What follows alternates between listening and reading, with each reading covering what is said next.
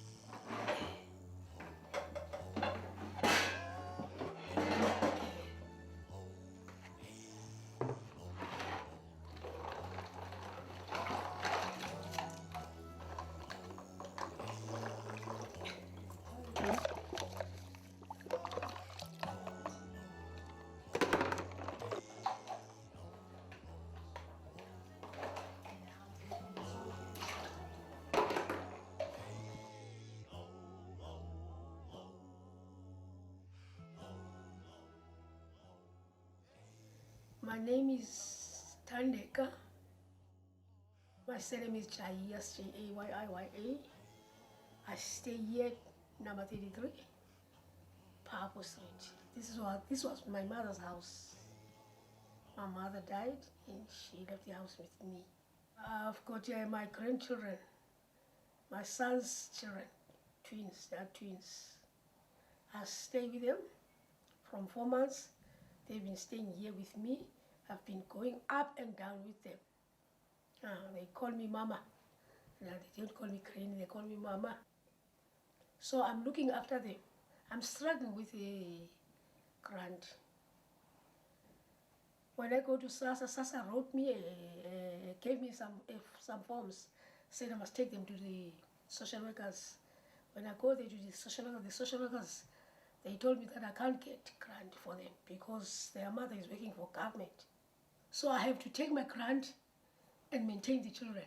I'm maintaining the children more than the mother. She buys only for one child.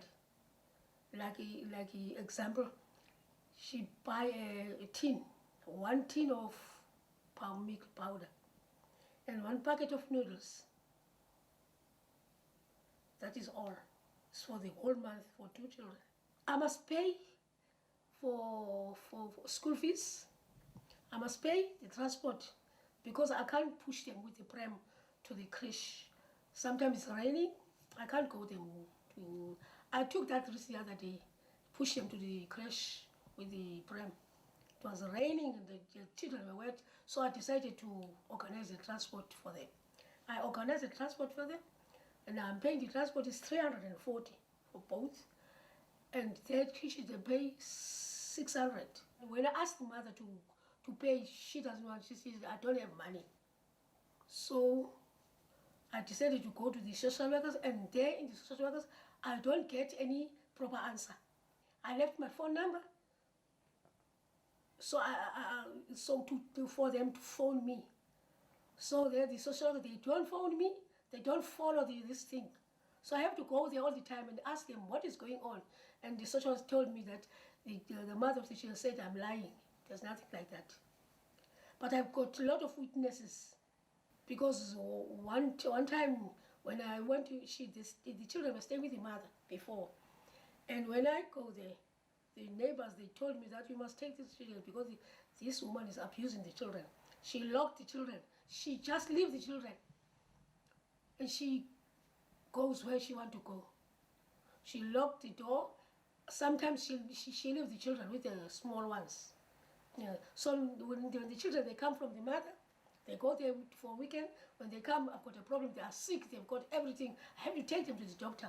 I have to stay there in the hospital 4 days, no food for me. They just give the food for the children. I said, she never come, the mother never come. She never come to see what is going on. So I'm willing to look after the children. I can't throw them away. They are my son's children. I can't throw them away because they know me. They all know all of us in the house. So I went to Rhinelands. They helped me a lot because they're at SASA. They give me the form. I must take it to the social worker so they can write me a letter so to explain that the children are staying with me. And now they didn't want to say, I'm not going to write you a letter. I went to SASA again, and SASA wrote a letter. Why don't you give this woman a letter? He said, no, SASA said you must not write a letter for the people who are working for government. So I was fed up, I just sit down.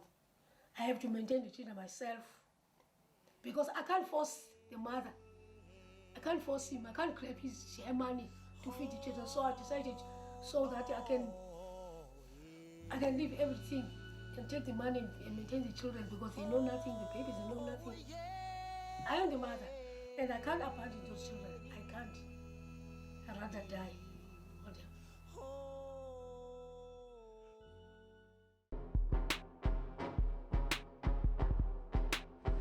That was Mum Ivy Jayiya. We'll return to her story just after this.